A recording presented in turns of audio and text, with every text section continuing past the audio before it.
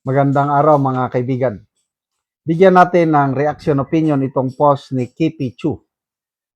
The PNP says they will not arrest Bato because they don't have a warrant issued by a local court.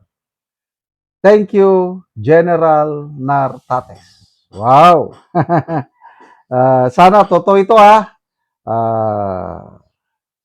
People who reacted, 8,700 nag-react, 6,100 ang nag-like, 2,400 ang nag-love, at ang nag-care 131.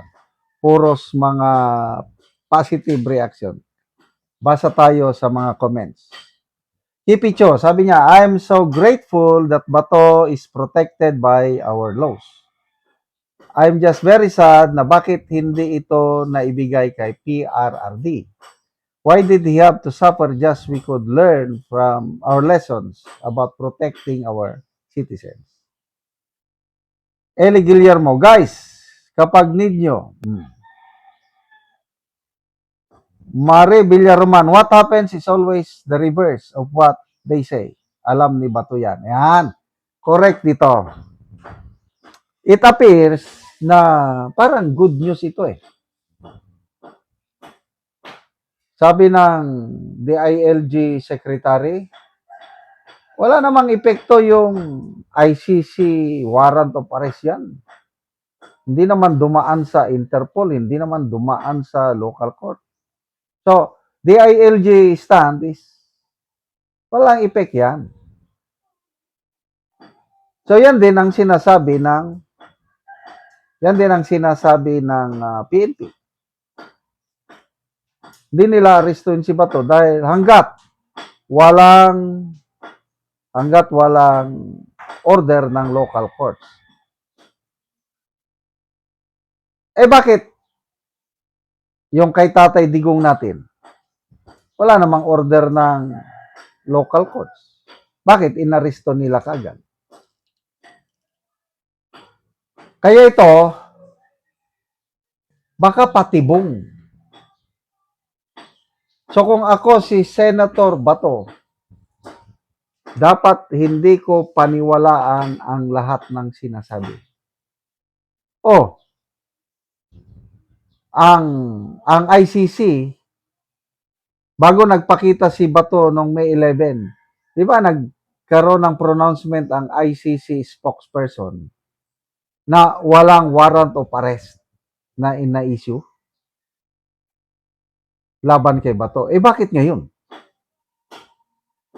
May hawak ng kopya si Trillanes, NBI, meron na. So, kung ako si Bato, wala akong masyadong paniwalaan dyan. Dapat maging maingat si Senator Bato.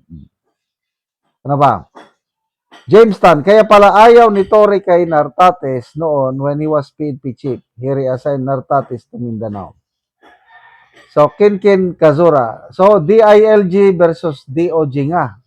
Alter ego versus alter ego. Parang may dissociative identity disorder ang current admin. Ito rin, posible rin. May dalawang, kasi ang DOG under niyang NBI. So ang NBI nagpupursige arestuhin si Bato. NBI. Ang DILG ayaw. Ang PNP ayaw. Ano nangyayari sa administrasyon?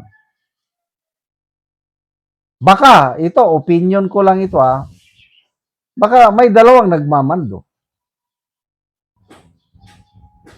May isang paksyon sa administrasyon, si Remulla ang sinasabi, wag niyong,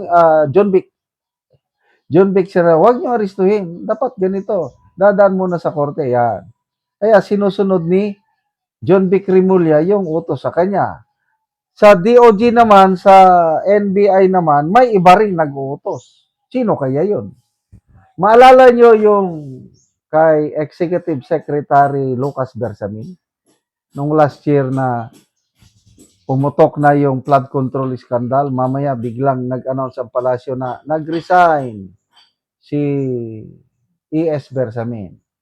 That was a Friday ata. Nag-resign nga. Umalis. Pagka Monday, nagsalita si E.S. Bersamin. I did not resign. Sabi niya, hindi ako nag-resign. Someone called me na hindi naman taga Malacanang na it's time for me to go. Ay, di umalis ako dahil tinawagan ako. So, yun, hanggang ngayon, ayaw nilang ilabas. Sino yung hindi taga Malacanang nga nag-utos kay Bersamin, it's time for him to go. Ako, may idea ako. Kailang, wag kong sabihin, bahala kayo. I believe mayroon din kayong idea. Sino yon? Sabi ni E.S. Bersamin no na, I still have the trust of the President. And I trust the President also. So bakit may isang puwersa na nag-utos ng iba? Kaya may comment noon si General Bondillos ata, sabi niya na, may dalawa na bang presidente sa Malacanang? Basahin niyo yung libro ni Atty. Vic, yung Galawan sa Malacanang. Grabing galawan diyan sa Malacanang. So Senator Bato, mag-ingat po kayo. Huwag magtiwala kahit kanino. Yan ang Yan. Ladortec. Bitag lang po yan para magpakita si Senator Bato de la Rosa. Kapag lumabas niyan, Bulaga. Ahem, Tori, are you listening? Hoy, Tori.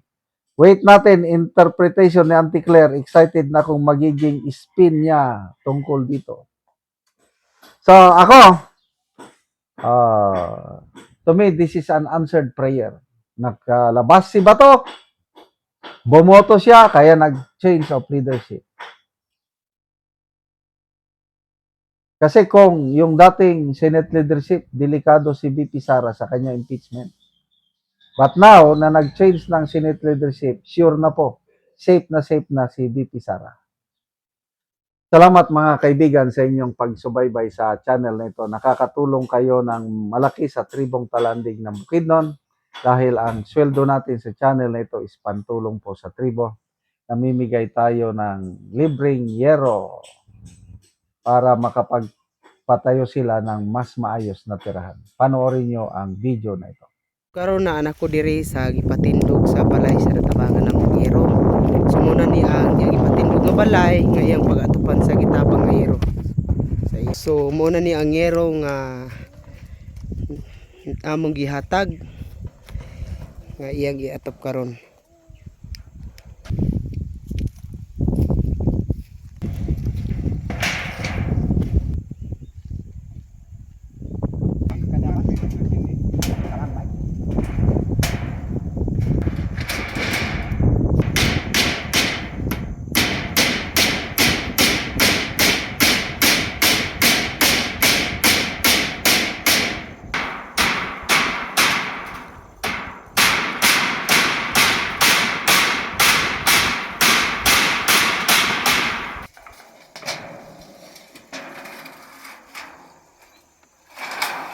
Subok ha.